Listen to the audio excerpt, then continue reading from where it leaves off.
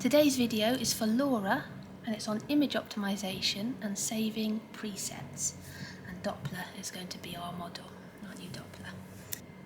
So here we have Doppler's bladder. Just by changing frequency you can change how the image looks. So if I turn harmonics off and reduce my depth so you can see better, can you see how the bladder looks a little bit cloudy? If I reduce my frequency all the way down, it's a much worse image. Reduce my gain a little bit. Now if I increase my frequency, image quality improve. Still not great, still a bit cloudy in here. If I turn harmonics on, notice the difference in how it clears up. Because Doppler's small, I can have harmonics on and I can have the highest frequency possible on her. Dynamic range is one thing you can change. If you hit menu and you set to get your trackable, go down to where it says DYN and use your knob here. If you bring it right down, you'll have a very, very high contrast image, a very black and white image. Whereas if you have quite a wide dynamic range, you see more of a range of grey in your imaging. Grayscale maps are another thing that you can play with. That's very much personal preference, same thing, click it, use this knob to change it. When you found settings that you really like, so say you like that, maybe you like to scan with chroma on, some people do. Say you really like this for a small dog abdomen, then you would go to Setup and Examination Setup and do Save Parameters. And you can save that over one of the existing ones, or you can click Edit and you can create a new one. So, for example, small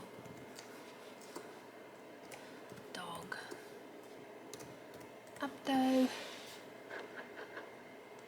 create, and we now have this one here, small dog abdo. You want to save the parameter? Yes. Okay.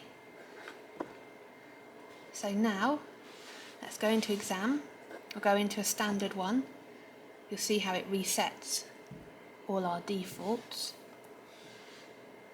But if we now go back to small dog abdo, do you notice how it's remembered our previous settings? Optimization of Doppler. A good trick is to turn your gain down a little bit before you turn your Doppler on. That allows the colour coding to override the black and white. And this is actually pretty perfect.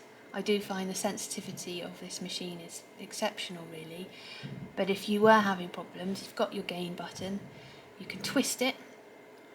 Now clearly this is too high, and the textbooks will tell you to twist it up to this point and then bring it back down to the point at which it's correctly coding just inside the vessels. So that is the way that you're supposed to optimize gain, but as I say, I actually find on this machine that it tends to get it spot on pretty much every time. If you press your TDI CPA button right here, it's on the far right of your keyboard at the bottom, that will turn your power Doppler on.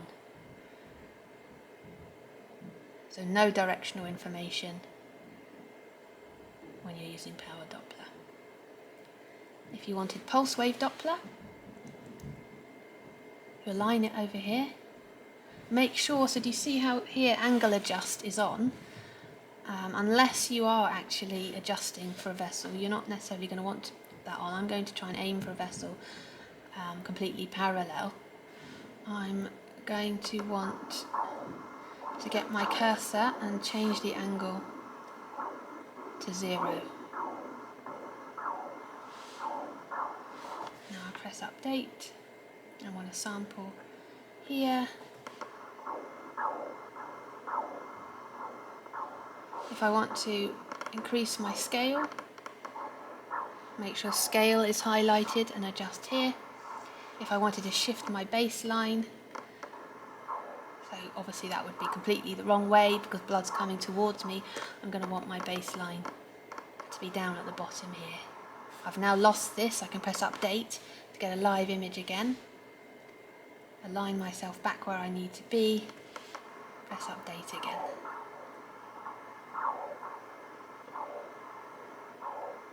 If the sound is upsetting your patient, press and hold the FN button, bottom left, and then there's a minus symbol on the J key.